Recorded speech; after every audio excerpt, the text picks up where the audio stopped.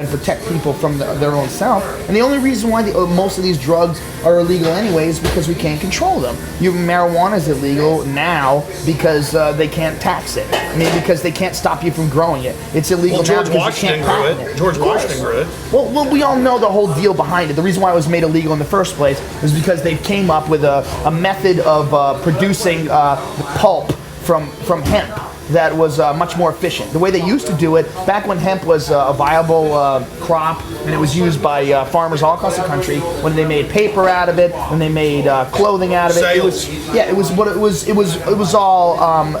it was all collected by slaves. And it was all processed by slaves. But that's not very cost effective once slavery became illegal, so hemp died off and cotton took hold. Now in the 1930s, in the cover of Popular Science magazine, they had an article that said hemp, the new billion-dollar crop. And they were talking about how this new, I think it was called a decorticator, I forget what it's called, but it was a new machine that they had invented that made it much more efficient to process the pulp. And they were going to make superior paper products, superior cloth. It was also when DuPont came up with the chemical composition for nylon. Absolutely. Now, what they did was, William Randolph Hearst, not only did he own newspapers, he also owned paper plants where he made paper. And if hemp is a superior paper and everyone's using hemp, he would have had to transfer over all of his lumber yards and all of his paper plants to processing hemp. That would have cost millions of dollars. So what did they do? Instead, they went after the other thing that hemp does. It actually intoxicates you. And they financed. And they did it on fear. They did it based on fear. They said Mexicans and blacks are smoking marijuana. They called it the slang term. They didn't call it cannabis. They didn't call it hemp. They didn't call it things that people would be familiar with. They called it the slang that Mexicans use. There's a drug called marijuana, and these people are smoking it, and they want to rape white women. And they started passing laws. The first one was passed in Texas. They made films where you smoke it. I've got all of them. I've got Reefer Madness. I've got Marijuana Girl. I've got a bunch of them. And they're fantastic. They're brilliantly stupid. But that's how it became illegal. The people who made it illegal, they didn't even know they were making marijuana illegal. Now, Joe, you made a point, though, that was really good about how if it doesn't hurt somebody and it's your body, but as soon as they try to hurt you, then it is your business. But here's the deal. Making the drugs illegal drives up the price of the black market. It makes it a violent industry. So actually, by making it illegal, 9 out of 10 home invasions are some drug addict. So right there, making it illegal is causing most of our crime. It is hurting us. Absolutely. You can't argue that. And the people who argue it, they say, this is what they say, well, you know what, alcohol may be worse, but we don't need more drugs. This society needs less drugs. Okay, well, let's make alcohol illegal too then, fucker. We tried that already, and it didn't work. You know why? Because too many Republicans and too many fucking congressmen like alcohol. It's a good drink for someone who's trying to control society because it's a drink that pumps up your ego. It's a drink that gives you a distorted perception of reality, and it's not a drink that offers any insight whatsoever. It's not a drug that gives you any enlightenment. It's not a drug that helps you in any way, shape, or form. It's a drug that gives you a pumped up ego and a very narrow view of the world. Whereas other drugs, you gonna eat my food, dude? You gonna dig into my food, motherfucker? I see what you're doing. No, that's all my shit. That's all yours? It's all my sashimi. What did you order? Mackerel. Yeah, but he's making awesome points. Why don't you stop it, let us eat, and we'll turn it on. That's not mackerel, motherfucker. That's yellowtail. Yeah, but why don't you stop it and turn it back on at the end, and we'll get 2 more questions. Spazzing out, he's dropping his chopsticks. He's ready to eat my food when I wasn't paying attention. I know, he's really bad. I've been trying to find out what it is. I ordered toro sashimi, I ordered tuna sashimi, yellowtail sashimi. That does not look like mackerel. I don't know what the hell that is. But look, the bottom line is, no, you're an adult, okay? You're an adult. I'm an adult. Who am I to tell you what you can't do with your life? Now, if you drive around fucked up on heroin, that's another thing. All right, you drive around fucked up on heroin and you crash in a car, you should have your driving privileges revoked. You should be penalized. Well, Joe, I absolutely agree with Joe, that sounds like a libertarian view. It is a libertarian view. The neutral aggression, basically libertarian. Back truths. Just don't hurt me and I won't hurt you. Of course, that's and what the law can't get involved unless you're actively hurting that's somebody. What society is, man. Society is a bunch of people living together in cooperation. And the only thing we should stop is things that hurt other people for no reason. We're supposed to protect each other, right? Look, it's an alpha male dominated world, but we don't want the biggest, strongest people to run the world. So what do? We protect ourselves from being bullied. We protect ourselves That's from what the people Republic is. Exactly. We protect ourselves from people doing bad things to other people. And that's the only laws that should be applicable. Those are the only laws that should exist in the book. That's it. It's the laws that protect people from hurting you. That's it. Someone sitting at home smoking a joint isn't hurting anybody. And at the same time, parents will throw their kid in jail and call the cops on them for a joint of marijuana. But then they'll tell them, take your Ritalin and Prozac, which is 1,000 times more toxic. Well, you know what, man? People are stupid and they're ignorant, and our society doesn't help it. It's a material-based society. People want to get material goods. They want to get material items. They want to get shiny objects and a brand new Lexus and a bigger house than their neighbor, and that's what they work for. And when you're working, you're not thinking about life. You're not being objective. You're not being introspective. You're not breaking down the world while you're stuck in a fucking cubicle. All you're doing is working. You're a little slave for objects. You get home and you're tired, and your fucking kids are yapping, and little Johnny's been smoking a joint. God damn it, Johnny, what are you doing? Meanwhile, that joint might help that little motherfucker to stop becoming you. That joint, that one joint, might make him look at his parents and go, "Oh my God, my parents are living in a fucking trap. They're trapped in a cage. They're living in the Matrix. Like, they don't even realize what they're doing. One day they're gonna die, and they're gonna be old and used up, and they'll have gotten nothing out of life. What, family trips and a fucking softball game every month? You know, what is their life? It's nothing. Joe, it's non-existent." Those are amazing points. I know you need to eat. He's being a radio host. Alex is two totally different guys. There's the Alex that's my friend, who's a very interesting guy. And then the Alex that turns it on like black helicopters will come and take your babies. And there's Joe, the one guy, cool guy. But Joe, I try to be the same me all the time, but I do lie a little bit when actually, I'm on Fear I'm not Factor. Mike, so I'm talking a bit louder. That's what's happening here. But When I'm on Fear Factor, I actually do pretend to be a different person. Otherwise, I would run away screaming. I tell you, Joe, I know you've studied this because I've seen you talk about it some on your website. We talked about it some personally. I mean, the government acts like they want to get the drugs off the streets and want to keep us safe. But let's be honest, it's a big business. It's their excuse to build all the prisons, to have SWAT teams busting down doors. They've caught the CIA from Florida to Texas to LA, shipping drugs in. So the question is, talk about the business of drugs, what you think about that, and the prisons and how that ties into the CIA bringing in the crisis. Well, you know what, man? Whenever there's money, the government's going to be there to make some of it. Look, if people are going to have drugs and the illegal drugs are going to be sold, the government, if they can't stop it, they will certainly participate in it. Now, I don't know if they ever tried to stop it, really. I think that what they've tried to stop is probably they've tried to stop the illegal drug sales that they're not profiting from. Oh, that's it. That's it. Yeah, that's it. That's, I mean, if you look at the whole Mena, Arkansas situation, that whole story with what was that guy's name? The guy who was the pilot. Gary Reed. Terry Reed. No, the other guy. Barry Seal. Barry Seal. Yeah, the guy that was murdered. He was the guy who was running drugs in Mena, Arkansas for the CIA, and it's all well publicized and very well documented, and it makes a whole lot of sense. I mean, why would they let it happen? Why would they let drug sales go on and on and on and not profit in it? The government needs money. They need money to sponsor black ops operations, like, the whole thing with the Contras in Nicaragua. And they've done it everywhere. And, they don't, look, people are going to be stupid, and people are going to, if they don't have a problem having young, innocent kids go overseas and get fucking shot in the head for oil and dress it up as Operation Iraqi Freedom, if they don't have a problem with that, why would they have a problem with selling coke? Why? Of course they don't. They don't. But see, Joe, you know that, I know that. Most Americans I talk to understand that. Because most people just watch TV. Most people get home and they watch the news, and they think that's the news. So what's the answer? Decriminalize now. Fuck yeah, decriminalize now. But not only that, look, the problem is the system is so fucked up. We're born into a system that we have no control over, and even the people that are in the system, deep in control, they're still a fucking mess. Look, the people at the highest levels of government are still slaves to government. I mean, it's really so it's a bureaucracy. It's a machine. And of course, it's completely out of control. It's such a huge monster right now. It's so completely out of control. How are you going to control it? What are you going to do about it? How are you ever going to change it? It's so fucked up. Just the Electoral College. How about that? It just makes you feel so helpless about voting.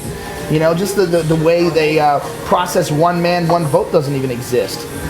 Look, our whole system is fucked. The whole idea that the Commission for Presidential Debates is a privately funded institution, so that means the people that are debating on television, that are running for president, that debate is being funded by the very people who will benefit from only certain people being in office. Well, Ralph Nader was on the list to speak, and they just decided last minute. They changed it to 15%, where it was 5% before, but then Ross Perot got it. It used to be 5% of the popular vote in the polls. And then you got to think, who the fuck votes in the polls? You have to be an idiot to vote in the polls anyway. You have to be so deep into the whole I've never been called for a poll. Oh. Have you? No. I don't even know if they exist. But we should I've never met anybody. Candidates. Yeah, well, There was 13 people running for president in the last elections. 2 of them debated. The reason why Nader wasn't allowed to debate is because of the Ross Perot situation. It used to be 5%. You needed 5% of the popular vote in the poll in order to make it into the presidential So they don't debate. want competition. They jacked it up to 15% because Ross Perot fucked it up for everybody. Ross Perot got in there and he started making all these crazy claims and talking all this, new reformist, And they had the thinking. charts. He had the charts. Exactly. And just that alone, just the fact that you're allowed to contribute money, gigantic sums of money, huge corporations that would benefit from these people being in office. It's obvious that it's bought and paid for. It's so obvious. I mean, it's so sick. The whole situation is so. So where's it going in the next 5 years? It's not going to get any better. I'm praying for a meteor. I think we need a meteor that wipes out about 60% of the people on the planet. That's like the only way we're going to survive. I don't know, man. It's just, I think just enjoy yourself and try to have fun. I don't know how much we're going to change. There's just way too much control on our society, way too much control on our money. They're trying to, you're the one who's always chiming about this, the whole thing with the euro dollar Yeah, and world banks. It's all insane. Our whole culture is a mess. The only thing that would cure our culture is a mass global enlightenment. How's that going to happen? Everyone has to do DMT and mushrooms every day for a month, and we have to, evenly distribute wealth, and you have to educate all the fucking poor communities. You have to stop dumb people from having children. That's never gonna stop. You're gonna have to figure out a way to raise the children of ignorant people and give them some sort of a hope for life. That's not gonna happen. So what are you gonna do? You're gonna have to take insecure guys and break them free of all their control issues, so they don't become conservatives and Republicans. Well, that's not gonna happen. Well, you know how hard it is. But you know how too. hard it is. Of course, but you know how hard. But they're not social controlists. They're trying to control things in a different way. Do you know how hard it is to change someone's life? It's virtually impossible. So you would have to kill every conservative or enlighten them. The possibility of enlightening them is so slim. But Joe, this whole left-right thing. There is no left-right. Exactly. But I'm talking about controlling people's behavior. I'm not talking about conservative in a common sense of the word. I'm talking about it in a sense of someone who's worried about other people. All these gays trying to have marriages, and someone saying, how is that Hillary Clinton? How the hell is she? All that kind of crazy shit. People worrying about gays, people worrying about specific ethnic groups, people treating people as anything other than individuals. If you don't stop What do you think about the whole Arnold election? Why not? It's happening today. I'm down for him. He's a guy who lifts weights, he did drugs, and he likes to fuck chicks. Put him in. All right. That's what I said. Why not anybody else? Why him over anybody else? Why anybody else over him? It's all the same. They're all completely full of shit. Is one of those mackerel? This one's Japanese. Oh, there you go. He was trying to dig into my food. I told him to go fuck himself. Don't put any of his food with me. Guy gets weird with food. He does yoga with a strap. The problem isn't something that can be fixed. The problem has so much to do with our diets. It has so much to do with the way we take care of our bodies. It has so much to do with what we put into our minds. It has so much to do with education and the hundreds of years of education and lies that have been perpetrated on the people in our culture from the beginning of our culture. From the beginning of the birth of this country has been completely full of shit. Our country was founded by a bunch of people who were fucking religious fanatics that wanted to own slaves, but they wanted to be free. That Puritan ethic still fucks us up to this Joe, day. I got to tell you this. You've said a lot of things I agree with, but at the same time, I think you're oversimplifying. A lot of the founding fathers, Fuck the founding fathers. They were idiots too. Hold on, but I know, nobody's perfect, but you can point back. You can point back. I'm just saying, what we're talking about is how do you fix it? Certainly. But don't point back. Let's say, how do you fix it? How do you fix it? You can't. Yeah. You can't. It's too fucked up. Dude, it's too fucked up. The best you could do is enlighten people on how fucked up it is. But all I was trying to do is analyze something you said there and to get your response from it. It was slavery still going on all over the world. Most of the founding fathers were against slavery and then released. Well, I don't know slaves. that. I didn't meet the founding fathers. I don't think you did either. And there's very what about little Thomas documented. There's Jefferson? no video. And he talked about liberty and History's freedom. filled with lies. Who knows? George Bush talks about liberty and freedom. He's totally full of shit. We're fighting Come on, man. the axis Seriously. of evil. Yeah, axis of evil. Let me tell you something. So you cannot trust anything history says. You can't trust anything. Well, We have a very loose form. I know we're fighting of what happened. evildoers, Joe. Fuck, dude. The access of evildoers. You know, I mean, come on, man. Until recently, we taught kids that Columbus discovered America. I mean, it's not new information When it was that Leif Columbus Erikson. didn't discover America. Well, who knows who discovered America, really? I mean, who obviously- knows who discovered it even before Leif Erikson? Well, obviously, Leif Erikson was Aboriginal, probably a fucking Indians hack from the too. North He's Pole. probably the Dennis Leary of explorers. It was probably some other dude that discovered it, and Leif took credit for it. I mean, what I'm trying to say is, who knows? Who knows what anybody discovered in history? History is so ripe with lies and written by the winners. What are those? That's squid. I eat a lot of weird shit. No, it's good. Good for you. Have a shrimp, Alex. What I'm trying to say is people need to get outside of the box, and you can't look at it as like, well, you need to get out there and vote, and you need to, okay, yeah, you should vote, yeah, you should do all these things, but you really need to understand that this system is so fucked.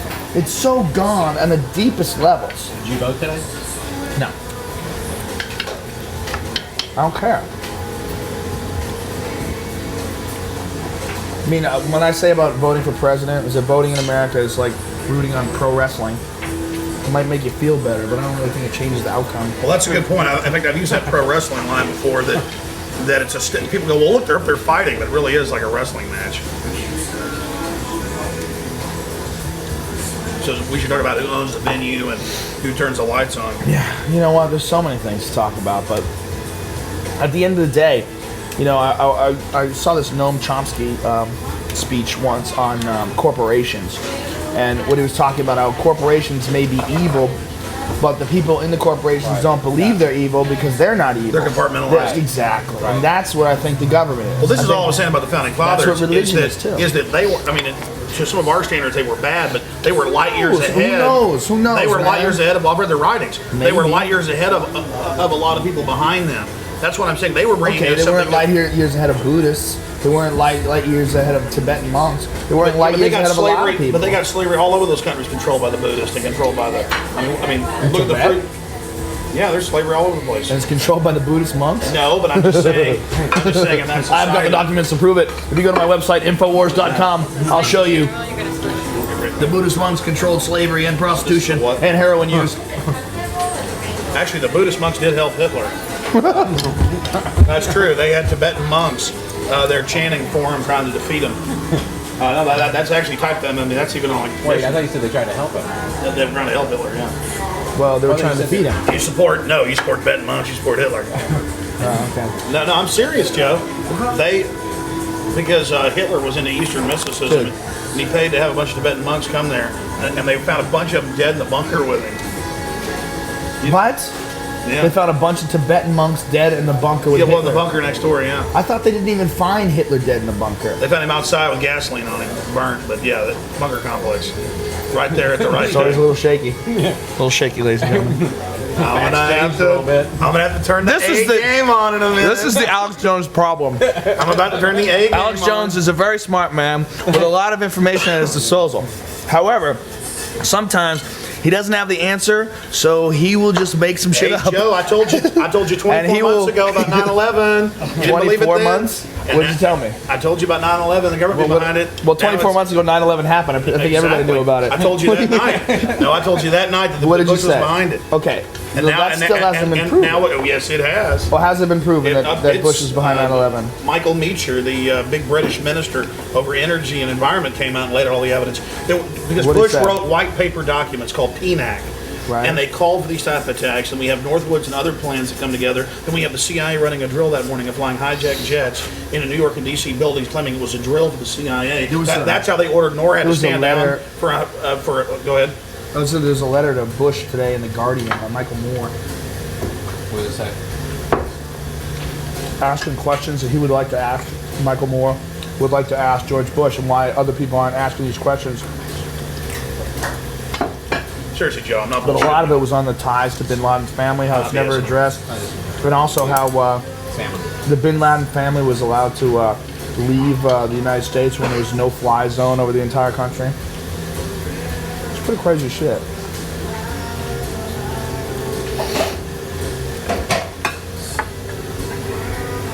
Look at this luscious caterpillar.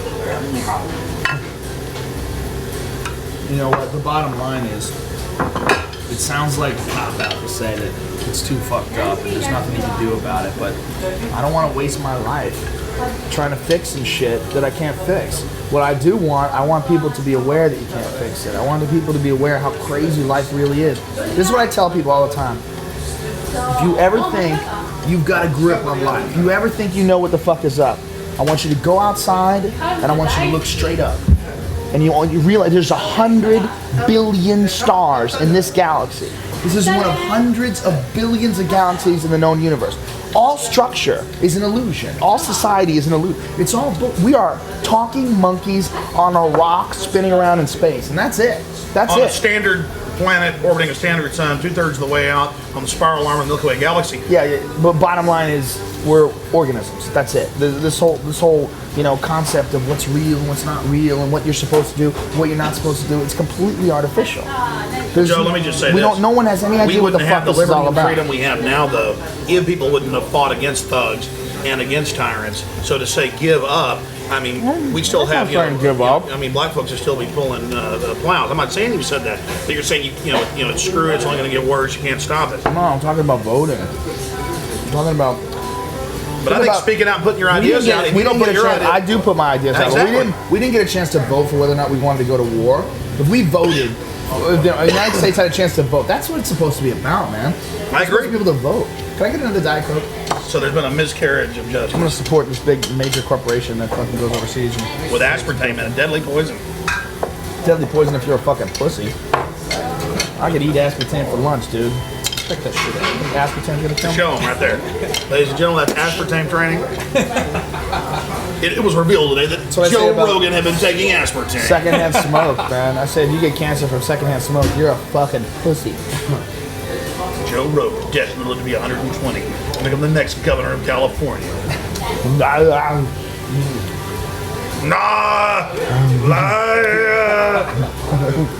Joe, you witnessed something once with a cucumber. No, I didn't. I made it up. I was drunk. I was drunk. Gently, only tickle. See, I'm doing Dennis Leary. I wrote that, folks. Well, I'm not saying you can't do anything. I mean, like, activism is great, and I'm just saying that the stranglehold is so deep. But what you said about getting people to realize that stranglehold, that's half the battle right there. Look, I think you're doing a great job. You've opened my eyes to a lot of shit. Just your 9/11 Road to Tyranny documentary, all the shit that you talked about with Oklahoma City. I wasn't aware of all that shit. And that's 20 months ago. We made 2 new films. I got to send them to you. Well, thank you, Joe. I appreciate that. That Oklahoma City thing was a fucking god damn. I didn't know that. I've watched it a couple times, and I played it for a few friends, and they just freak out. They're like, "Is that true?" Just a building being blasted like that it would be impossible for a fucking fertilizer bomb in a truck to blow that building out. Yeah. I mean, it just doesn't. It's like Joe. Put that guy to sleep. That they had to kill that guy so fast. It doesn't make any sense to me. Well, Joe, I mean, it's simple psychology, or not psychology, mathematics. If you punch me right now real hard, I'm going to go back for the recoil. I'm not going to go like, as soon as you're. Well, also where the crater was. Yeah. It was a small crater. Well, from what I understand, I read some shit online about fertilizer bombs and how difficult they are. They have no power. They have no dissipate. power. And they usually blow up on the way wherever they're going. It's not even a big one. I mean, it's big enough to fit in a truck. There's and all the footage of all those different news reporters saying that the FBI recovered 3 other bombs. Yeah. The amount of compression it would take to make it blow a building out like that, there's no way you could do that. You know what, man? Hitler burnt the Reichstag, Nero burnt Rome. I was watching a documentary the other day where these Japanese guys set something on fire and they were blaming it on the Chinese in the 1920s. Really? They wanted to go to war with China. What was that event? I need that. It was on the History Channel. I didn't know that. It was just on a few days ago about See, the Joe, you just samurais. taught me something. Well, I wish I wrote it down. I was in my hotel room. And I was just like, people are just fucked. I just watched this. I'm like, we've always been like this. We love war. Well, it's now admitted Gulf of Tonkin never even happened. LBJ, we've been fired on. Totally made up. What is that? In 1964, to get us into Vietnam, the fleet pulls up in this mast, and they claim somebody shot at a boat, and turned out it was a lie. Well, how about fucking Pearl Harbor? We knew that was going to happen. They knew it was going to happen, and they pulled away decoders. They allowed it to happen. They pulled out the decoders, unhooked a bunch of stuff, had the new ships out to sea, all the old ones tied in rows, so they have a target. And then, what was it, the Northwoods document? Is that what it was? Yeah, it calls for U.S. government plan to carry out terror attacks. And what was that? It was in 1962? And Kennedy said no and got whacked a few months later. They whacked that dude for a bunch of reasons, because he really thought he was the president. Well, no, that's it. No, I mean, he'd been a big hawk and everything. That's what's interesting about Kennedy is he was all for him. You know, big military. He actually cut taxes by half. He was like a real conservative on a lot of issues. Again, they scrambled all the terms, but he cut taxes by half. Beefed up the military. Yeah, these communists, let's kick their ass. And when they came to him with Northwoods, and I said it in my film, but it just came out even on Frontline. And when he came out and said, when they came to him and said, we want to kill U.S. troops, plan on enemies, we want to hijack jets, we want to blow stuff up in D.C., he said, that's it, I'm abolishing the CIA, we're pulling out of Vietnam, I'm cutting military funding, we're not going to Cuba anymore, and they just freaked. I mean, they were so radical, they came to him with that plan to kill U.S. citizens. He said, I won't do it. How great it would it have been if Kennedy had a speech, give a State of the Union speech, and he just addressed all those issues.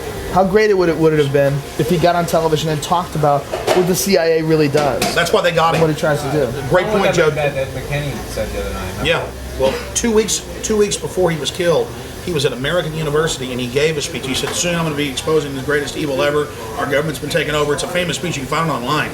And he said, this darkness is out of control. We're going to stop it. And he was going to give a State of the Union about it. He was going to talk about it in the campaign. But you're right. He should have done it, boom, right up front. Well, you know, that might have been the last hope. You know, I mean, maybe that was just romanticizing it then. Maybe he had no hope even then. But you're right. He thought he was president. Maybe even after he gave that speech, they would have killed him and he would have said he was a liar. You know, who knows? They control the media. Big businesses control the media, and, you know, the media is so fucking powerful. The propaganda put on national television is so going to exceed some foreign website or some obscure paper from Sweden, you know, or anybody who's breaking the stories. Kevin, you were saying that you were mentioning something about Cynthia McCain, the congresswoman. Well, she was talking about that. She was just saying, imagine a world if Kennedy wouldn't have gotten shot. She was talking about what you were talking about. People romanticize that, you know. The people romanticize when anybody, you know. But he dies. did go against the power. Yeah. I mean, that was. Yeah, he did. No, he did want to abolish the Federal Reserve. He did want to abolish the CIA. I mean, that's all common knowledge. And that all happened after Northwoods. They came to him and said, we want to do it. And he said, you people are nuts. How fucking sick is that? And that's a document. Was it signed by who? Who signed it? The Joint Chiefs of Staff? Chairman L.L. Lemonster, and they green-lighted up to McNamara, and it went right up to Kennedy. Kennedy was like, what? This came out on Frontline on PBS. He's like, what? I'm not doing this. All they said on Frontline was he was very upset about a Northwoods plan. They didn't even say what was in it on big national TV. And that he got very paranoid about coups and problems, and suddenly changed his view of being a hawk and was going to... I mean, he was a hawk. Kennedy was a hawk. Yeah. He was all for him. And they thought, we can come to him with what we really want to do. Well, they came to him with that. He was like, guys, we're not doing this. And then they got real mad at him, started threatening him. That's kind of in that 13 Days with Kevin Costner. That's pretty accurate, where the generals are all calling him a wimp and everything, and he gets in their face. It's all so fucking crazy, and it's not going to change, man. These guys are completely unenlightened. The people that are running the world, they're not looking up at the sky and looking at the big picture, and they're just trying to control things. I mean, they're trying to control things and keep control of things, and it's not going to change. It's never going to change. You know, it is. Well, I know we don't fight it; it'll get worse and worse. Though. You think it's going to help? You think fighting it's going to help? I know it helps. I've seen it. I've beaten legislation in Texas. I've seen it definitely helps on a local level. Exactly. I've seen them back off old ladies. They're trying to take an old lady's house for no reason. I go up and fight them and bullhorn them and talk about them on the radio. They back off. I mean, I don't know. I like standing up to bullies, man. I don't like bullies. I know you do. I just, I don't know, man. I know this. It's not going to change if more of us don't get involved. And the problem is, you said it about education. People don't know history or facts. And the average person, Joe, watching that Discovery Channel thing where the Japanese blow up something to blame it on the Chinese, I didn't know about that. The average person watching that wouldn't even know what that meant. They wouldn't get the significance of that and see it in the context of the day. Right, and certainly think Well, you know, this is an interesting point because that's how I used to look at war. You know, I used to think, well, stuff that happened then, we know better now. When I was a little kid, I remember Vietnam ended, you know, in the 1970s, and I was, you know, a little kid. I remember thinking, well, I guess they'll never have war again because everybody was so horrified about Vietnam. I'm like, that's it. I thought that was the last war. I thought that was it. Yeah. And then when I was, you know, living in Boston, and we went to war in Desert Storm, I was like, are you fucking shitting me? We're going to war again? Like, how crazy is this? We're going to war. And on top of it, right out in full view, the U.S. ambassador, April Gillespie, tells Saddam to go ahead and invade. He was our ally. He invades, and then they turn on him. Well, okay, this is when I was 21, and I didn't know shit. And I thought what was going on then was the last war. I was like, okay, well, we're just going to... And then you saw the technological weapons that we have, the technologically advanced missiles and fucking... Flying through windows. Smart wind bombs and all that shit. I was like, okay, well, this has definitely got to be it. And veiled stealth bombs. Yeah, but we're fucking things up so fast and easy. I'm like, we're just gonna stop people from invading other countries and that. But I was, you know, I was in my early 20s. Like I said, I was really naive. I didn't understand what the war was even all about. I just thought, okay, I can't believe we're gonna go overseas and fight these bad guys, but okay, we're gonna do it. We're gonna get rid of them, and then there's gonna be no more war. But now you can't even. There's no weapons of mass destruction. Like I say in my act, Iraq had like 4 jets and a donkey with a spear in the end of it. There's no weapons. It's real simple math. We sold them all the old weapons. We put Saddam Hussein in power. We sold them all the old weapons. Blew them up. Put an embargo on them for 12 years. And then all of a sudden, Killed like 500,000 people. No, 500,000. April, the Secretary of State, Madeleine Albright, said 700,000 kids were killed. It was a good price to pay. And that's not even to mention all the people that died and all the child defects, the birth defects from depleted uranium and our shells. troops are breathing that. Yeah, I mean, how about the guys who are digging up depleted uranium? And they're digging up tanks that have been blown up by depleted uranium to get parts, you know, to sell them. Yeah, but that's what it is. I mean, it's pretty simple. The Gulf War syndrome is exactly like radiation poisoning, because it is radiation poisoning. They blew up a sarin gas bunker. I'm sure there's other stuff, but I think well, it's both. these babies born with hands coming out of their fucking armpits, you know, that's radiation poisoning. Hands coming out of their heads. God, man, it's just, you know. They kept the uranium thing pretty much a secret until years after. Dr. Ruker, in '91, they hired this big top scientist who was an Army scientist, and they made him a colonel, and they sent this Dr. Ruker over there, hired by them to say it was okay. And he said, that's it, I resign, this is deadly, this is horrible radiation poisoning. He went back independently this time, tested Australian and British US troops, and he tested the ground in Baghdad now, because before they were shooting out in the desert. In downtown Baghdad, it's 1,900 times safe levels. And our troops are just breathing this, and no one cares. Nothing's being done. They're actually like using that as a way to get rid of like toxic waste over here. Yeah, that's what they do. That's what they're doing. That's what depleted uranium is.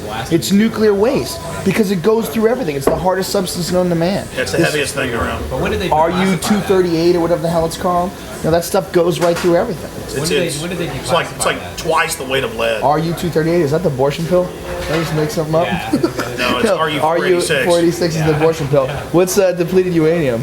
It's something like that. It's something 238. I'm just trying to sound smart. I think it's, uranium 238. But what it is it's nuclear waste. You know, it cuts through everything. It's the stuff from nuclear weapons production and from nuclear power plants. And so now, well, and also there's an escalation. They used, I think it was 300 tons in the first Gulf War. Then they used like 600 something tons in Serbia. And now it's like 3,500 something tons that they use. So, the graph is just going straight up. And it turns into powder. See, when they shoot it at a tank, it'll shoot right through it, and it aerosolizes on the other side. They didn't even come out and talk about By the way, 8 years after its half-life is over 50,000 years. So it loses half its radiation in 50,000 years. And to go down to like no radiation, Yeah. There was a documentary that went into in great detail. It's called The Hidden Wars of Desert Storm. HiddenWars.org, ladies and gentlemen. But the Hidden Wars. Yeah, we linked to that on Infowars.com. It's a fucking crazy documentary, man. It's all details the whole history of the United States involvement in Iraq, and then it goes into detail about, especially if you get the DVD. Well, here's the scary thing. They go into detail about depleted uranium. The next war is the big one. Because the PNAC documents by Bush, the same ones that talk about how they want terror attacks, written in 2099, they call for invading Syria, Iran, North Korea, Libya, also going into Somalia, going into the African Gold Coast, and maybe even a fight with China. How's that sound? And what's the purpose of all this? A global domination. They call it a global empire. And they said we need terror attacks for imperial mobilization. And now they've lined up a new national draft. Everyone 18 to 49, including women. I gotta hurry up and turn 49. It's not addictive. It's completely non-toxic. And George It's Washington never hurt smoked it. anyone. Thank you. It's never killed anyone. You can grow it. It exists on the earth, and I think it's here for a reason. I think all these drugs are here for a reason. I mean, natural things. I think the reason why oranges taste so good, okay, it's because they're really good for you, and that's your treat for eating it. You get vitamins, and it tastes good, and in return, you eat it, you shit out the seeds, and you help it fertilize it. I mean, that's why fruit tastes good in the first place. What marijuana does, its gift is, it offers you an enhanced view of the world. It spreads your consciousness. It helps you absolve your ego. It helps you keep your ego in check and actually calm it and give you a more balanced and objective perspective on the world.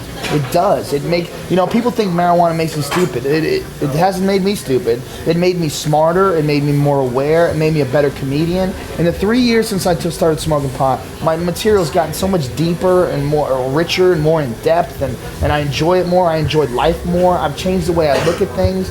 I've gotten out of so many traps of confinement of these predetermined patterns of behavior that people find themselves in, and we do it just because everyone else is doing it. Well, me smoking pot made me realize that a lot of these things, we're just connecting the dots because we're insecure, and we're not looking at what's really healthy and what really feels good and what's really natural and what really helps you, enjoy your life. We're just doing it because we think that's what we're supposed to do. And you live a trap, and weed makes you aware of that, man. Marijuana makes you very aware of everything around you. It makes you very aware. People call it being paranoid, but it's not paranoia. Life really does suck that bad for most people. And when you get high and you get paranoid, what's happening is all the bullshit is stripped away. The bullshit veneer that most people cover their lives in just so they can fucking get by, just so they can wake up when that goddamn alarm clock goes off. That shit strips away when you smoke pot. And you are all of a sudden alone with your thoughts and the reality of the world, the reality of the universe. And for most people, that's way too much to deal with. They would rather have alcohol. They would rather dull it down. That's one of the reasons why everyone's afraid of marijuana. And that's one of the reasons why marijuana can help everyone. Everyone should be forced to smoke pot. You should be forced. Not forced, obviously. You should be encouraged.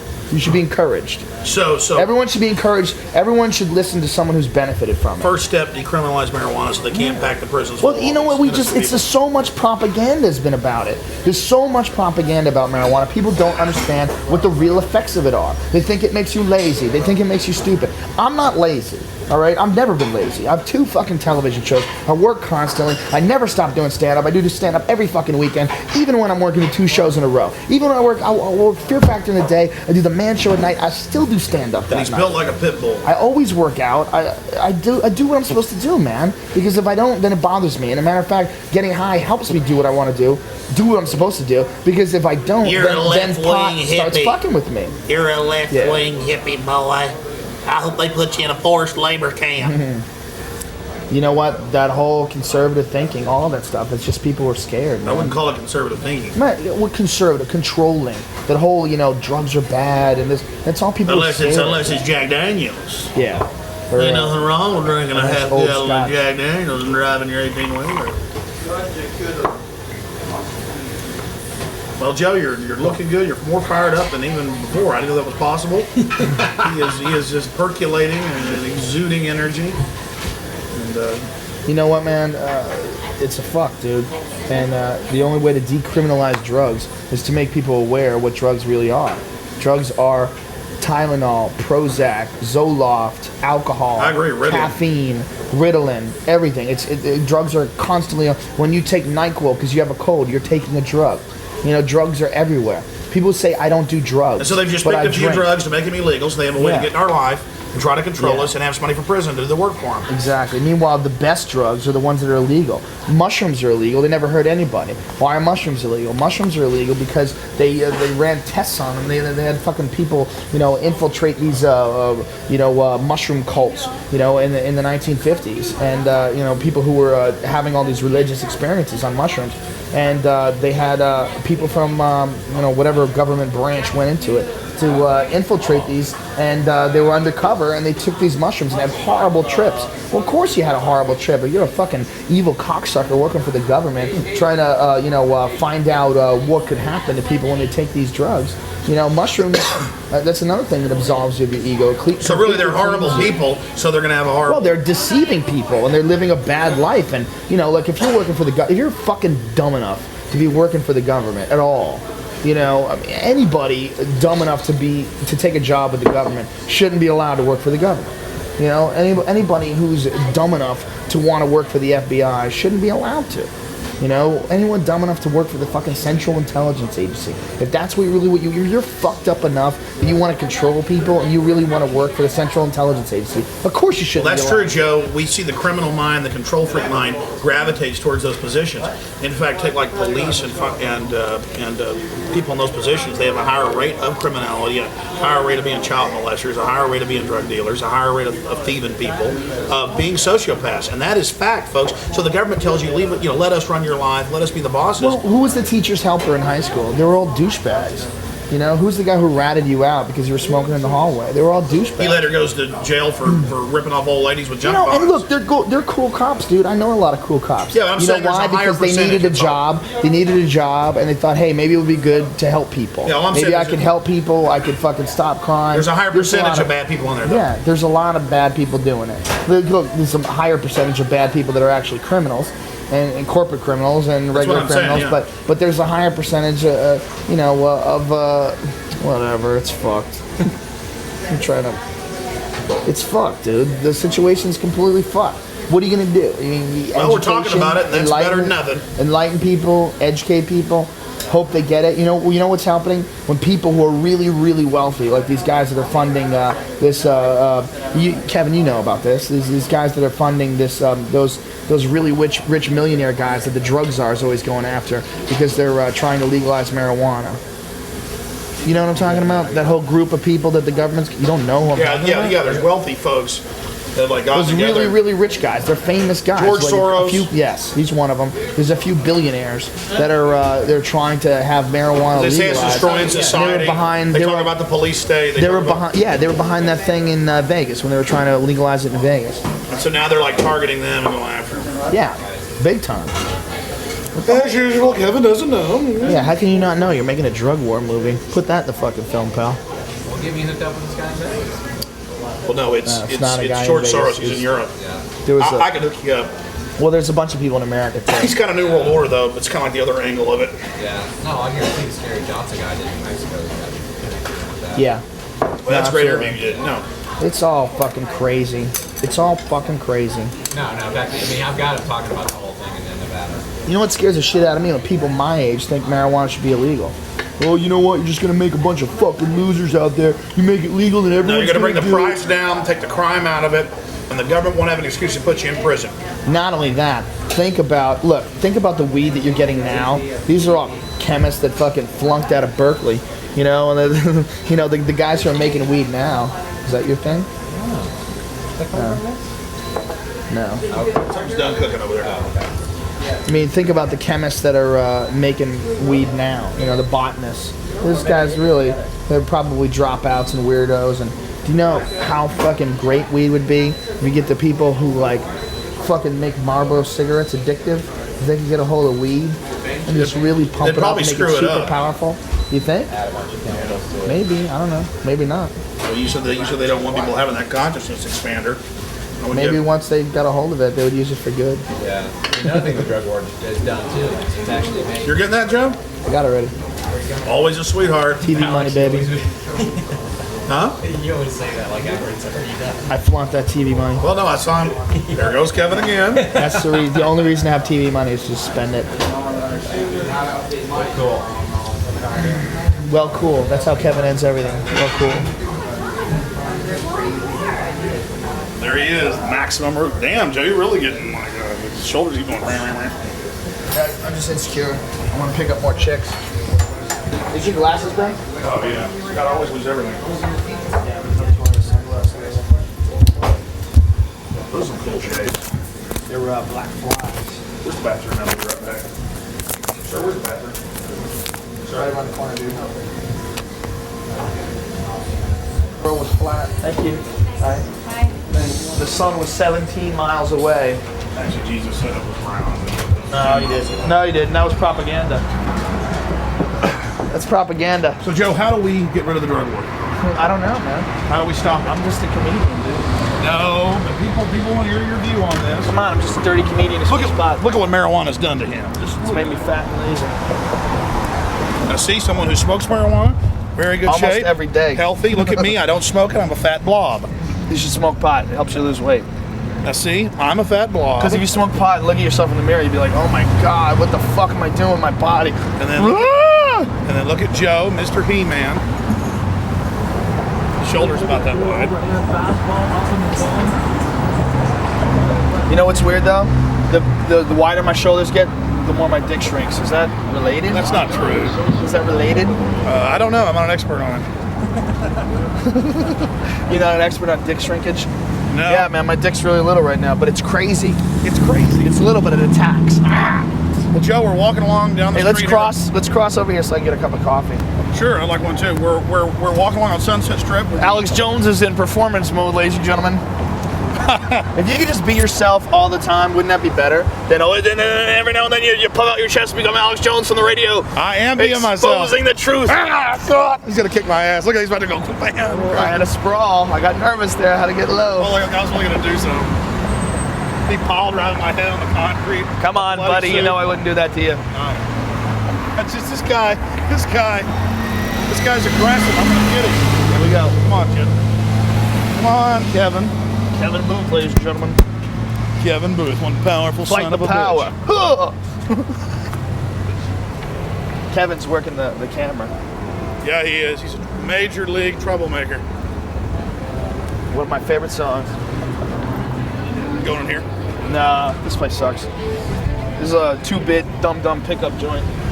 Is it? Yeah. My soon-to-be ex-girlfriend just went there the other day with her dumb friends. We got hit on by all these guys. Gee, I wonder why. She goes with 5 hot chicks, their tits poking through their dresses. I wonder why people are hitting on us. It's so weird. Yeah. If I was a chick, I'd wear camo. I'd wear a fucking... I'd wear a big... no, I wouldn't. You know, if I was a chick, I'd be a slut. Who am I lying? Who am I lying? Joe, is it always this hasty here? Hasty? Hazy. Hazy? No, this is an unusual day here in Los Angeles. It's nice and warm, but it is a little hazy. About to say hazy. I'm sure where my coffee fits. Kevin, you get anything out of this? This is all good stuff? Oh, Kevin's a genius. Kevin, you gonna edit this? Put it in yeah. like fast forward? Don't worry, he will. But, Joe, we need you up there on that building. Nah, believe me, I'm overexposed as it is. I think I've had enough. So how's the Man Show going? It's fun, man. It's fun as hell. You're about to shoot more episodes? Well, not until probably around February or March. That's when I'm done with Fear Factor. Now, that's a crazy schedule you're on when you're shooting those, isn't it? Well, when I'm doing both at the same time, it's fucking insane. And that's how I did the last series. We did 22 episodes in 13 weeks while I was doing Fear Factor at the same time. And that's including hiring a writing staff, hiring an executive producer and a showrunner. All the logistics. Yeah. Oh, it was fucking insane. And it's, starting a new show. We had to, get the ball rolling, get it so that everyone's comfortable and everyone finds their place and, get the machine moving. It was a taxing experience, but it was fucking fun as hell. Yeah, sounds good. It was the most fun I've ever had working on a TV show. Plus, whoa, nice there, Stumbles. Cool, because let's go in Starbucks. Everybody's mean to Kevin. Plus, it was cool because it was. Here we go, we're gonna go to Starbucks get a coffee. It was cool because I finally got a chance to work with Doug. We'd always wanted to do something together.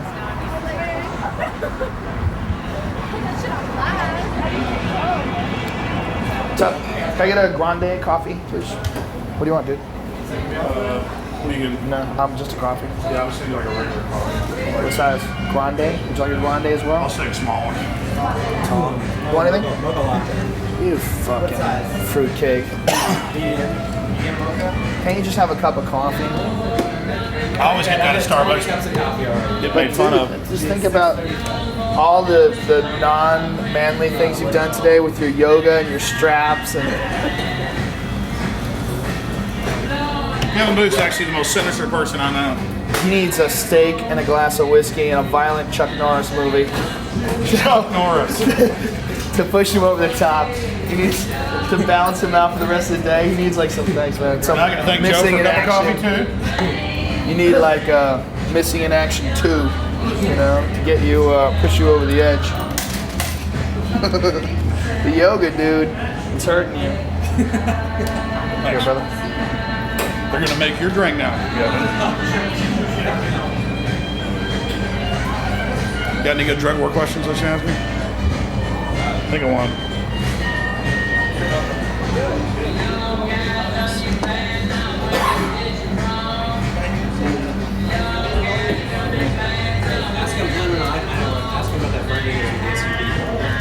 What's that? Joe, here for the drug war film. What about that? What about These are drugs. what about that friend with that? This is hardcore. A lot worse than marijuana, folks, and I enjoy it. Coffee. I'm a hardcore extremist. But, What do you want to ask me? You said ask you about your friend with the SUV. Well, let's go outside. You can't use that. Hold on. Just My friend with the SUV. The guy that got busted for a bird in the Oh, I don't. That's not my friend. Well, somebody you knew. Yeah. All right, we'll talk about that guy. See, I don't know the specific details of that, so Oh, it's yeah, a little never mind, weird. Kevin. That could, yeah, I don't know what you were talking about. It's a little weird. Yeah. Oh, we can talk about how they're trying to connect all these different crimes now, like drugs to terrorism. They call it terrorism. Okay, Yeah, this well, is here. the thing with this kid. They were trying Here, to hold on say. just 1 second. Go ahead, Kevin. Yeah, over here's better.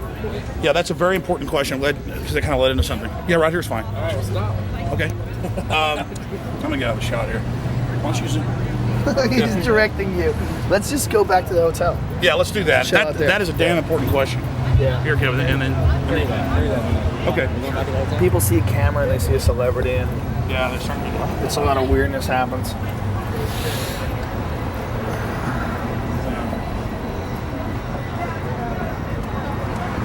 That's a really good question.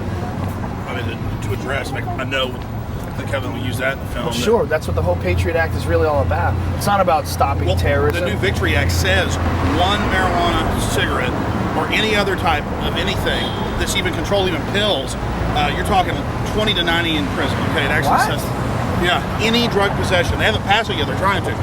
Any drug possession, 20 to 90. It's an act of terrorism. And manufacturing anything, including growing marijuana, is a, quote, weapon of mass destruction because it, quote, hurts masses of people. You can be executed. Jesus. I can show you the Christ. subsection. Yeah, I've got like AP articles, everything on it, Joe.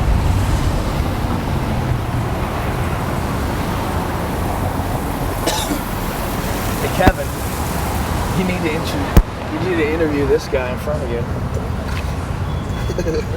No, he's an idiot.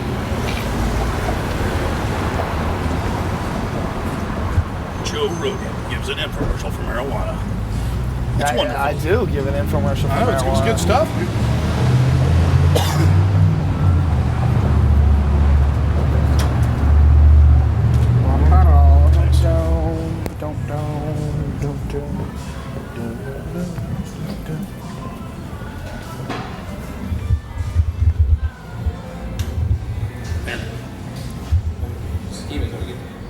Joe Rogan for Starbucks. Drugs. This is a high-powered amphetamine, folks. Starbucks. Coffee. This is the grande size too. I don't go for the venti. I can't handle it. I know my limits. Good man knows his 11, right? 11.4? Yes, sir. I always drink the tall ones. I can't shit. This coffee's You got a grande, mega force. baby. That's a grande, dude. Same as mine.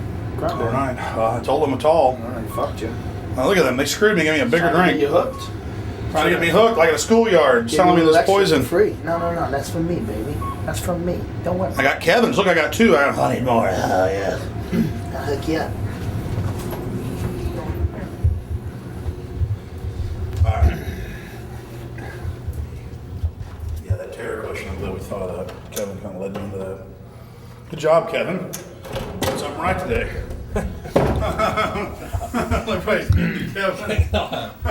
See, the thing is, I don't know if that dude. I don't have to be on it. I mean, I'd like to be on it, but I mean, I can't be on the whole thing. Okay. This is, I don't think we can use that stuff back there because the music might be put on the internet or something. All right.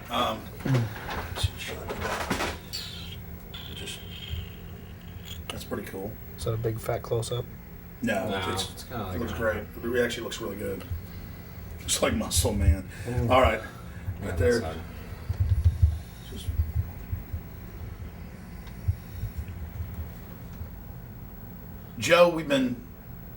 Joe, some of the new...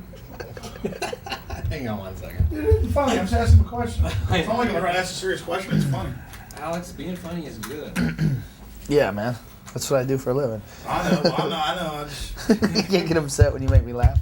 You're the first person who's ever got I'm not mad upset. because I laugh at your jokes. No, that wasn't... Okay. You're so used to working with comedians. That wasn't a joke. I know. That's actually why- pretty funny. That's exactly why it's funny. You don't want me to close down? You don't need to. No, This it's looks good. great. It looks good. Looks great.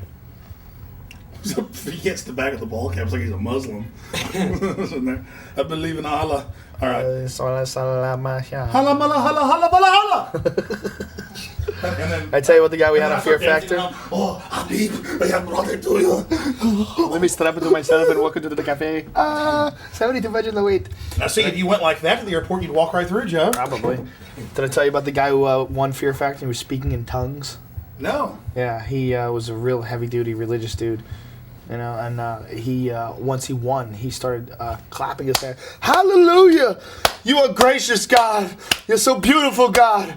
You are so patient with me. Oh, I saw that. And he starts pointing at this guy. It's a black guy, right? Yeah, but they didn't get all this on camera for some reason. The guy was rolling camera, forgot to press record or whatever. But this guy's standing there pointing up at this guy, and he starts talking in tongues. Like, and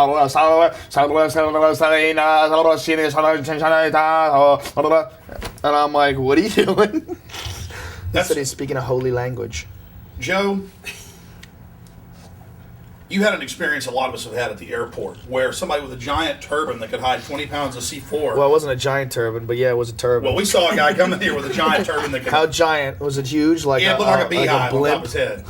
He had the Goodyear blimp on his head. No, yeah, I was getting my sneakers scanned. Hold on, he didn't All right. start over, Commander. This is what happened. I was at I do a joke about it in my act because it's so ridiculous. It was like a bad scene in a bad movie. I was at the airport and I was getting my sneakers scanned, and the guy was asking me all these dumb Fear Factor questions, and I was being really polite because I was carrying weed and I was getting a little nervous. Anyway, he's scanning my sneakers for bombs, and he's telling me how much he likes Fear Factor, and there was a dude in line that had a turban on. And I looked at the guy with the turban, and he looked me in the eye, we made eye contact, and then he just walked right through while I was being scanned. So the guy knows that you're a national TV celebrity with two TV shows, one of them #1 in the country, and... No, it's not #1, but it was #1. He knew who I was. Well, now we got to start over that. Damn it! Yeah. No, seriously, Joe. Okay. Okay, Joe, because we're just going to put you in here telling the story about terrorism. Okay. Joe, what have your experiences been flying? Have you seen a double standard?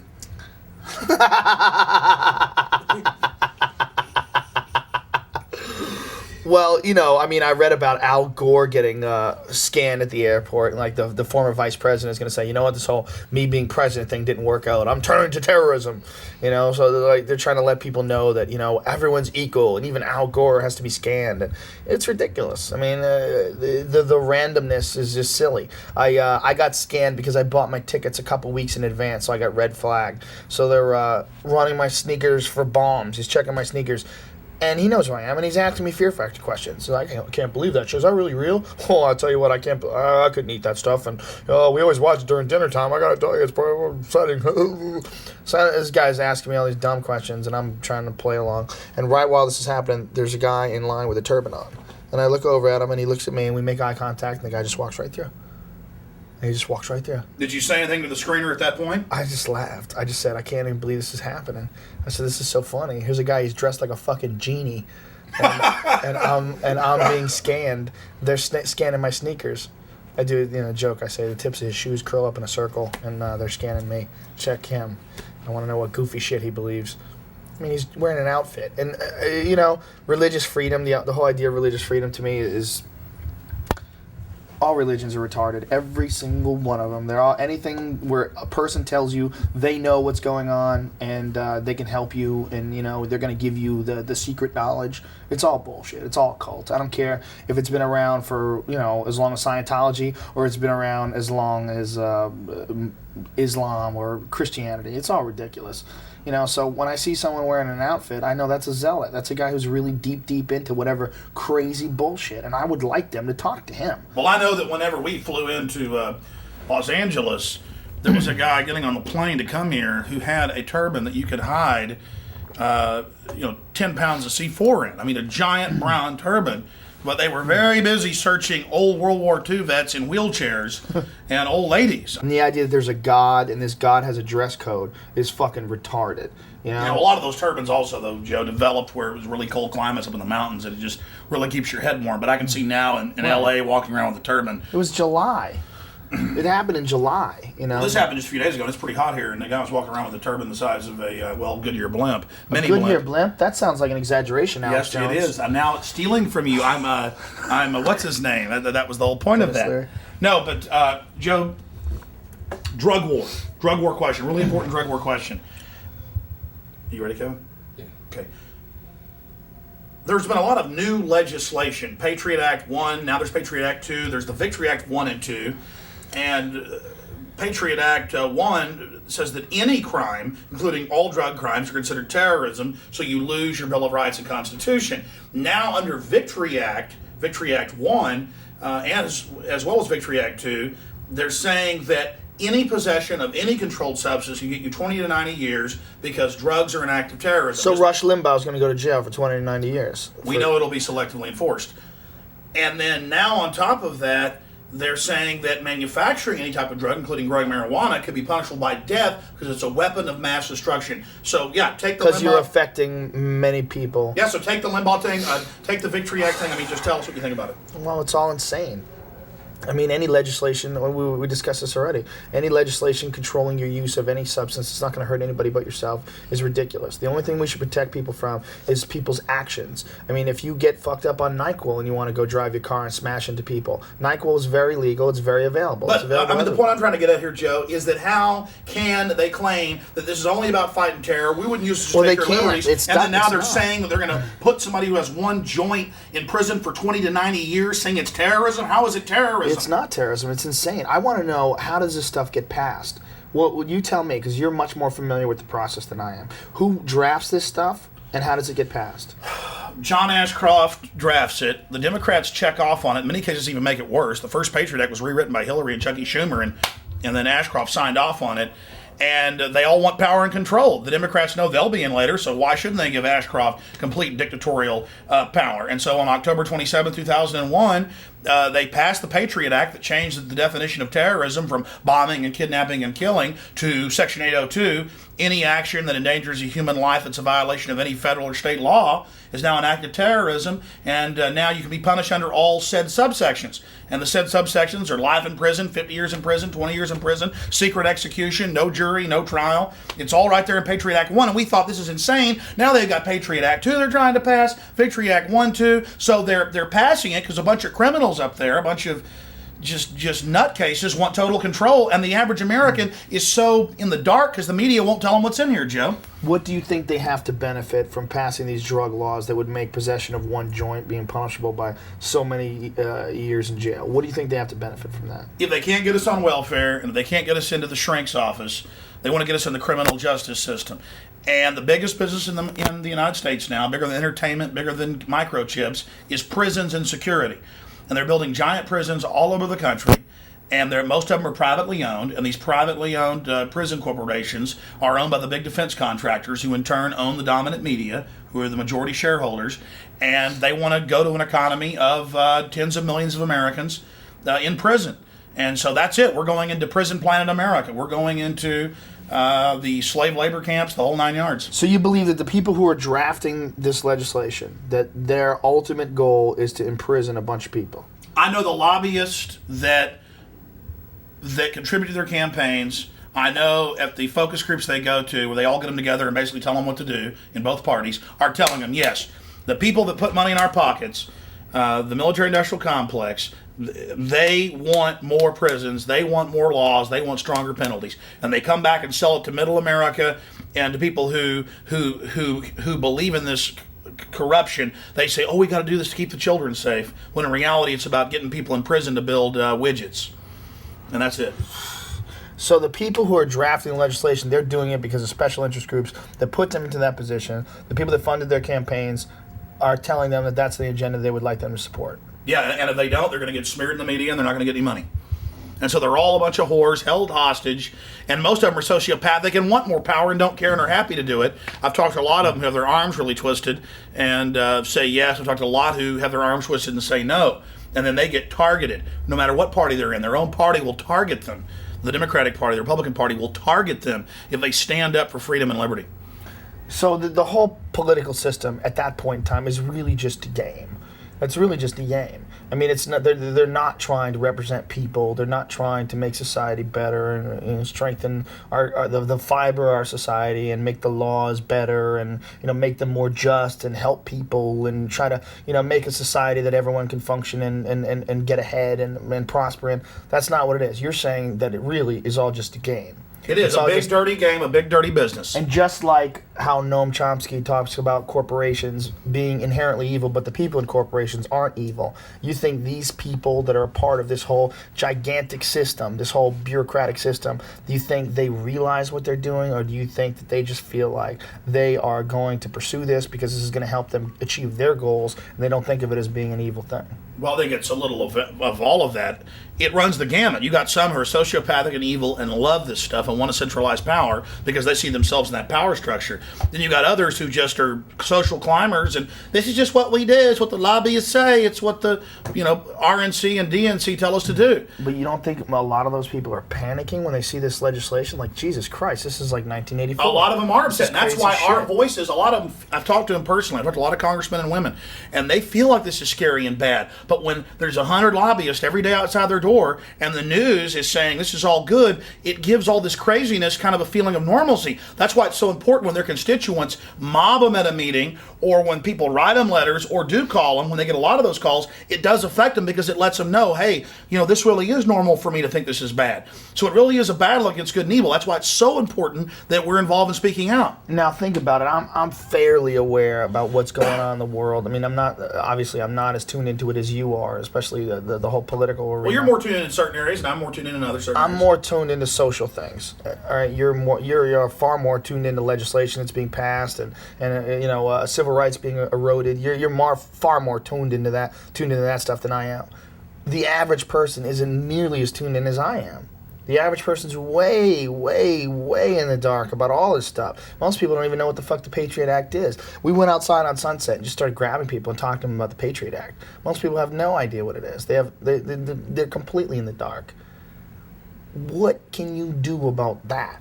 You're right. 70% of America doesn't know where Iraq is. They don't know where the Patriot Act is. They don't know where Iraq is. They don't know where... They certainly don't know. People who are watching the fucking, CBS Nightly News, they don't know what the Patriot Act is. If they've heard about it, it's like something to protect us from terrorism.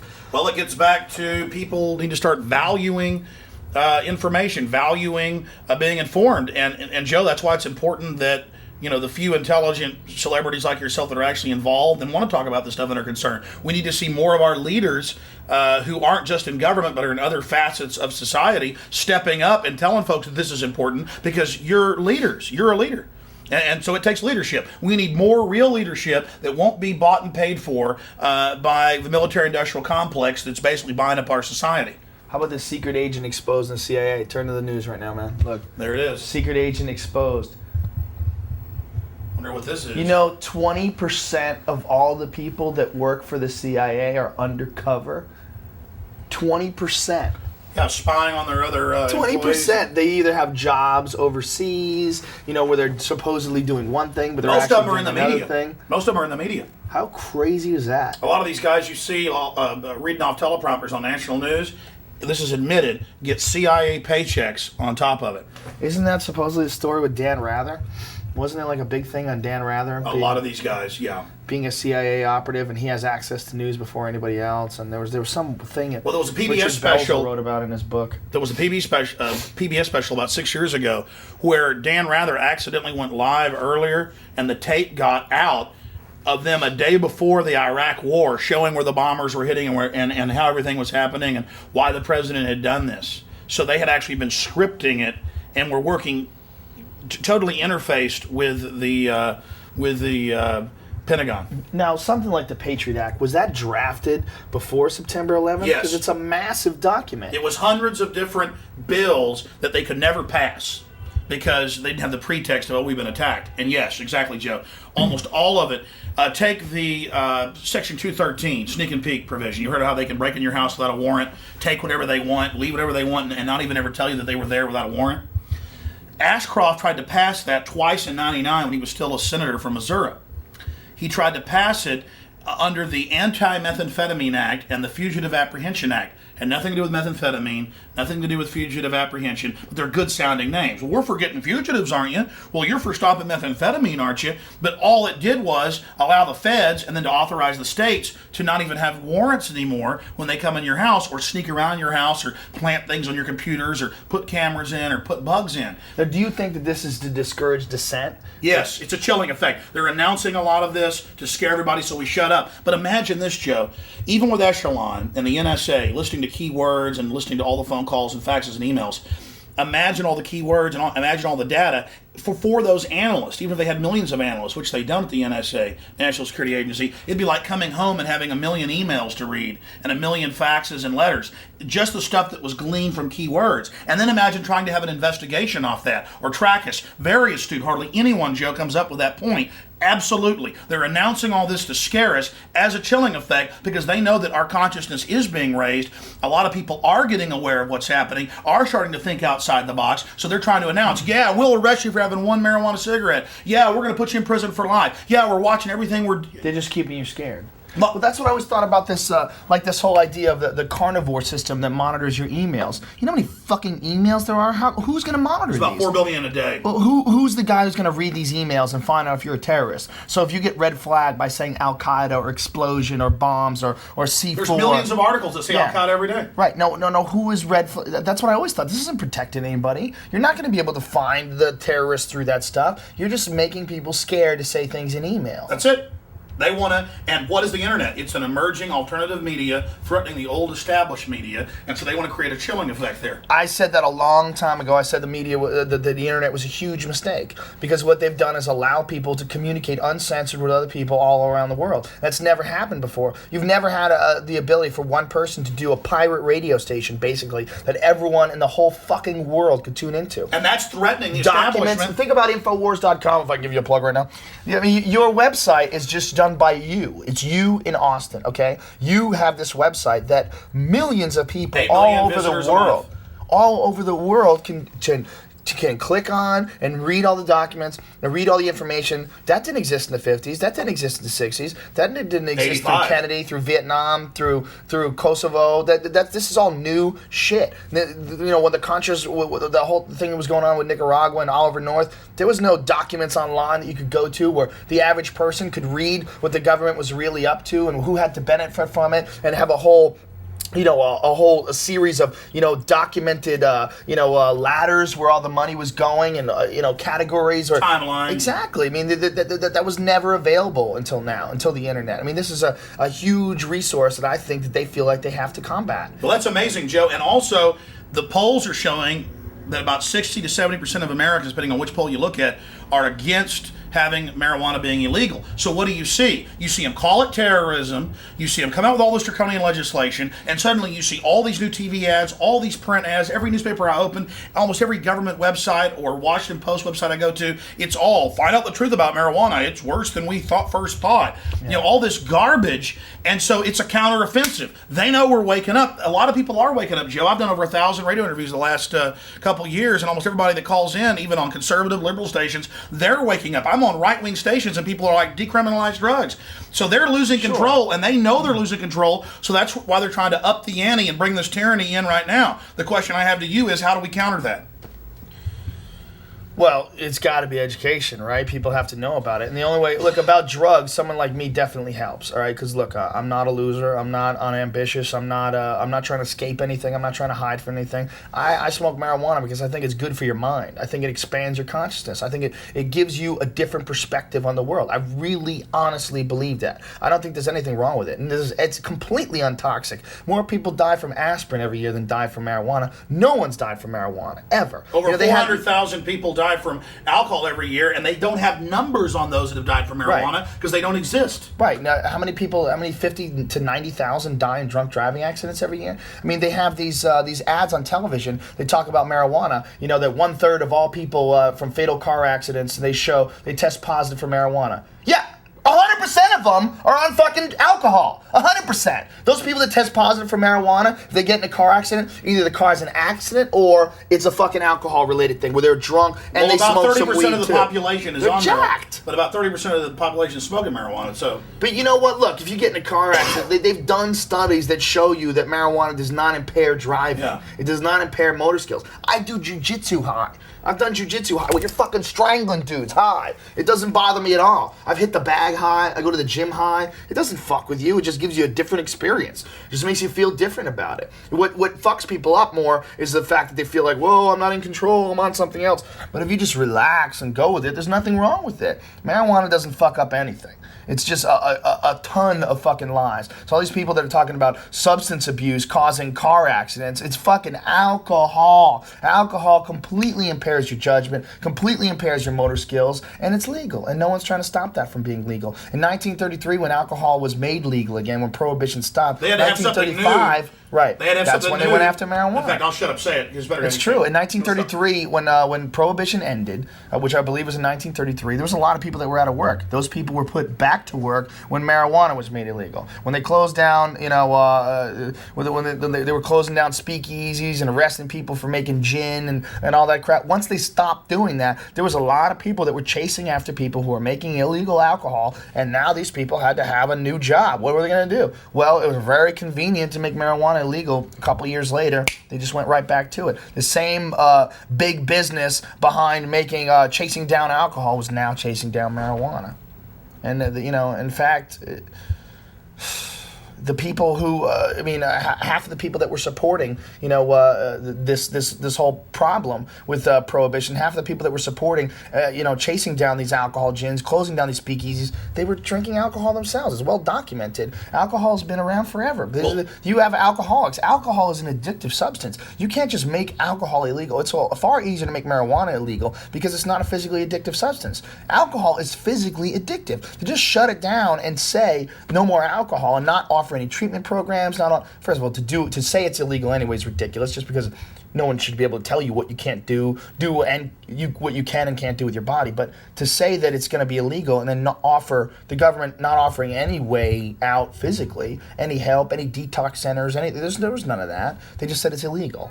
And those are the same people that they put to work to chase after marijuana. But it was a lot easier because marijuana was a slang term for something that Mexicans and blacks smoked, and they tried to say that these Mexicans and blacks were chasing after white women. I've actually seen those old propaganda films that are Reefer done. Madness is fantastic. Get high and watch that. It's fucking great. What about cigarette-related deaths compared to all that? Oh, hell yeah. The problem is cigarettes don't hurt anybody. Are you kidding? Cigarettes are deadly. Sure, but I'm saying it doesn't hurt anybody. Like if you smoke a cigarette and go drive your car, you're not going to kill anybody. Let's talk about like health risks. Killing you later. Well, there's a lot of health risks just involved in sedentary lifestyle. Look, I would rather be a guy who smokes cigarettes and works out every day than a guy who doesn't do anything. A guy who is just a fat fuck who sits around and watches TV all day. There's a lot of health risks just from people's diets. I'll tell you what, Joe. I think he's going to leave the custody here. But just look at the camera. That's a good question. Talk about a sedentary lifestyle being just as bad as some of these hard drugs. That's really key. We'll put that in there.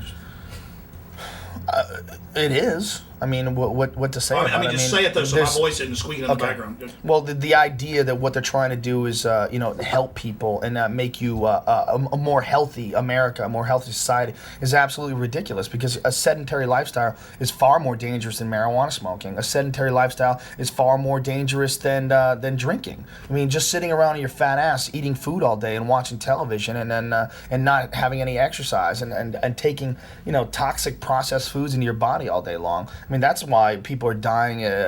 That's why there's more birth defects in America than any industrialized nation. It's because our diets are completely mineral deficient and nutritionally deficient. I mean, people constantly eat cheeseburgers and fries and soda, and there's nothing in there for you. There's zero. There's a slice of lettuce that might offer you some nutrition, and there's some carbohydrates and fat that you can kind of get energy on and move away from. But your body's going to pull nutrients out of itself. The reason why people have strokes isn't because they have high blood pressure. It's because they have a copper and selenium deficiency, because they don't have critical key minerals, so their body pulls those minerals out of their veins. That's why the walls of your veins get thin and you have strokes. It's the same thing as osteoporosis. Osteoporosis comes from people not having calcium in their diet, so your body pulls calcium out of your bones. That's why you shrink when you get older. No one is trying to help you with that. The pharmaceutical companies don't give a fuck about that. They want you to be sick so they can say the garbage. Exactly. The pharmaceutical companies, they just want to give you a pill that makes you feel better. They want to give you a pill. Your kids are crying, let me give you a pill. That pill is going to make your serotonin levels increase. You're not going to be depressed anymore. We call it Zoloft.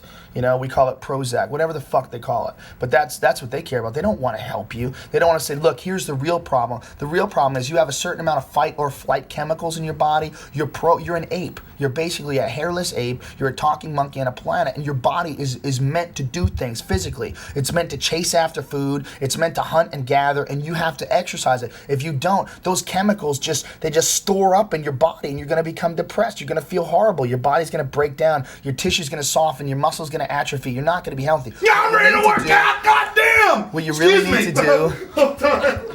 need to do is get up and exercise. You need to take vitamins. You need to supplement your diet. You need to supplement your diet with essential fatty acids, with vitamins, colloidal minerals, nutrients. You need to do that, and you need to exercise. You have to keep your body moving. If you keep your body moving, your body will stay younger much longer. I'm 36 years old. The guys that I went to high school with, so many of them look like they're fucking 50. I feel great. I'm always horny. I work out constantly. My body works great. I'm 36 years old. Technically, I'm middle-aged. I'm ready to go to war, Joe. You got me fired up. Ladies and gentlemen, what a speech. Dynamic. The cheeseburgers, and he's going to fucking start eating. Exactly. You know what? I used to be an exercising fiend. I've been exercising actually a little bit more, Joe. But let me tell you, what he's saying is true. Eating this crap turns you into a weak blob. What I'm trying to say is these companies have no interest in making you healthy. They have an interest in giving you something that makes you feel better, that they can get money from you for. It's a business. They sell you something. They want to give you a treatment for the symptoms. Hold on. Let him finish this. If they wanted you to be healthy, they would give you advice. They wanted you to be healthy. Pharmaceutical companies would say, listen, man, you don't need Zoloft. What you really need to do is have a life that doesn't suck. The reason why you're so depressed is because you work this fucking terrible job where you sit in a cubicle all day and you stare at a computer and you file paperwork for some big company. You get home, you're tired, your feet hurt, and what are you going to do? You're going to watch television, you're going to talk to your wife, who you've been involved in this fucking crazy monogamous relationship with for 20 years, where you have no desire to have sex with her anymore, and you don't even communicate because most of your life you spend away from each other. You don't have any you don't have any shared interests. So what do? Well, you get depressed. You get bummed out. Your life seems pointless and hopeless. You're 40. You're dying. So what are they going to do? They're going to give you a pill. And you're going to feel better. Well, what they really need to tell you is you need to do something with your life and make it more interesting. You need to be involved in something that you actually like doing. You only have one fucking life. You're going to waste your life working for somebody? You should stop your need for accumulating objects and stop your need for, a big car and a big house, and find out something that you actually love to do and figure out a way to do it for a living. Whether it's stand-up comedy or fucking music or writing a book, whatever it is, that's what's going to make you happy. Be involved in relationships where you're actually friends with each other. This is the thing I've been saying to people. People getting involved in these crazy relationships where they have these predetermined patterns of behavior that they think they have to follow. You have to see someone, and once you see them, you should only have sex with that one person, and you should be monogamous, and you should stay together, and you know what? Sometimes you got to do what the wife wants you to do. No, you don't! You don't have to do what the wife wants you to do. You have to do what you want to do, and you should let her do what she wants to do. And if that doesn't work together, then you shouldn't hang out. Friends are just friends, and a male friend and a female friend together are still just friends. This whole idea of defining it by wife and husband and mother and child, that's all ridiculous. We're just a bunch of human beings. We should just enjoy each other's company. And that's why people are fucking depressed. That's why pharmaceutical companies have a stranglehold on our culture, because they give you something that makes you feel better about a life that sucks. Powerful info. I'm sorry for jumping in there. That's okay, man. You got excited. No, I was listening to that. I was wanting to go. 3 or 4 days I've been swimming and jogging again, and I wanted to go do something here. That's the only way to have a happy life, man. It's killing me. It's like 4 days of this crap and like driving in cars. And there's a bunch of components to a happy life. And the bottom line is your body is your vehicle. I mean, there's a lot of vanity involved in exercise. Well, you want to talk about drugs? I'll be the first person to endorphins. tell you. I'll be the first person to tell you that there's a lot of vanity involved in take care of your body. You know what? But if I had to choose between having a nice body and having a bad body, I think having a nice body is better. You know, is that shallow? No, it's honest. The people who say it's not, the people that say it's shallow and it's not important, they're ridiculous. It's a cop-out. You're being jealous, it's a cop-out, and you know that your body's wrecked and you haven't exercised your whole life, and you know women aren't going to find you physically and sexually attractive just by looking at you, so you pretend that that's not important. Let me tell you something. It's very important.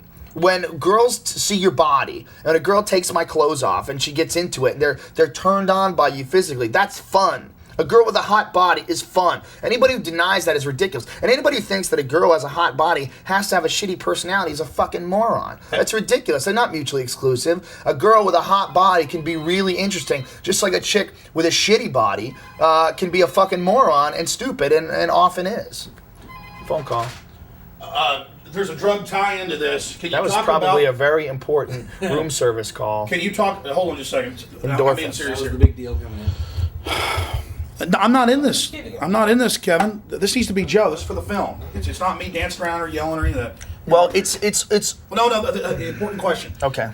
Look, that's a good point, though. They're trying to give us these artificial drugs. What you're talking about is when we do good, in creating something, or when we go work out, or we do something exciting that's new, we get endorphins. The brain, the design is saying you've done a good job. We're trying to also replace it with all these synthetic drugs. Can you speak to how you get a natural drug? And if all drugs are bad, how is it then that our brain gives us natural drugs? Okay. Well, one of the things that people talk about, they talk about chemical imbalances in the brain. And there are chemical imbalances in the brain. I mean, they come from a lot of different things. They could come from, if your parents are crazy, you might be crazy. You might have an actual chemical imbalance. But a lot of what people call chemical imbalance is your brain reacting to a really unhealthy environment, and you get depressed. And, that is, you can track that. I mean, they've found a way to monitor different levels of the brain, serotonin levels. They found a way to monitor different parts of the brain, what parts of the brain is being used, and they know that there is an actual chemical thing that happens when you're depressed. But to combat that by just giving you a pill, that you being depressed is a natural process. What you being depressed is your body telling you, hey fucker, you're living a shitty life that sucks. I'm not getting anything interesting out of this. I'm not getting any stimulation. I'm not getting any love. I'm not getting any friendship. I'm not getting any creative release. Answer that phone, dude. Answer it. Hello? Who's this? Hey, Gary, how you doing? Gary Busey? Wait, maybe my manager. Might be my manager, Gary. Oh, it's Gary Stamler. All right, I was gonna hang up Joe on Rogan his just ass. jumped over here to yell at Gary Busey. I was just gonna hang up on him. Fucking dummy. Here, Kevin. Go Hey, ahead. Gary, how you doing, Commander? Go ahead. Tell him Amos. that we just ate dinner. All right. Alex, just tell him we just ate dinner or we're filming. Pharmaceutical companies pitch a lot of things, pitch a lot of drugs, sell a lot of drugs based on the idea of chemical imbalances. Now, a lot of people do have an actual chemical imbalance in their brain. There's a lot of people that are crazy, there's no doubt. There's a lot of people whose brains don't function very well, and there is a pill, there's some drugs, there's some tests they can do to find out if this is true, and they can actually help people. That's real. But a lot of people take drugs, take pills that pharmaceutical companies prescribe because their life sucks. And when your life sucks, you will have a chemical imbalance in your brain, and that's a natural thing. When you're depressed, if you have a terrible job, you sit in a fucking cubicle all day, and you come home, and you're in a loveless marriage, and you have no hobbies, no interests, no passion, and no creative output, your life is going to suck, and you're not going to feel good. That doesn't mean you need a pill. That doesn't mean someone should give you a pill, and you take that pill, and all of a sudden, you're happy, and you can deal with this sucky life, and you can walk through it with a smile. You know what? If you want to be a drone and you're happy being a drone and you would like someone to just give you a pill so that you can accept that, that is available to you. But that's not helping anyone. What you really need to do is get the fuck out of this life that you're living. We're taught to believe that that we're supposed to follow this predetermined pattern of behavior where you live this you work 50 weeks a year for 2 weeks off. You slave. You give away 8 hours of your day. We say, well, hey, you got those other 16 hours to yourself, but you don't. You know, if you work 8 hours a day, man, you're fucking tired, okay? In between travel, to and from work, all that, you cut a couple hours out of there. You got eating, you cut a couple hours out of there. How many hours do you have left? What do you got, like 10, 12 hours left in your day? And what are you going to do? What are you going to do? You're going to sleep. You got to sleep for at least 8 or you don't feel good. What kind of life is that? It's no life. If you don't do something that you enjoy doing for a living, you're going to be depressed. That's a fact. And being depressed is not because you have a chemical imbalance in your brain. It's because your brain is responding to a really bad, boring life with no stimulation. That's what pharmaceutical companies don't want you to hear. They want you to think that there's something that they could fix in you and just give you a little pill. But really, the symptoms are just a part of your life being a fucking massive piece of shit. That would have gone a lot better if Alex didn't interrupt me. You were running good. 5 or 6 fucking times. All right.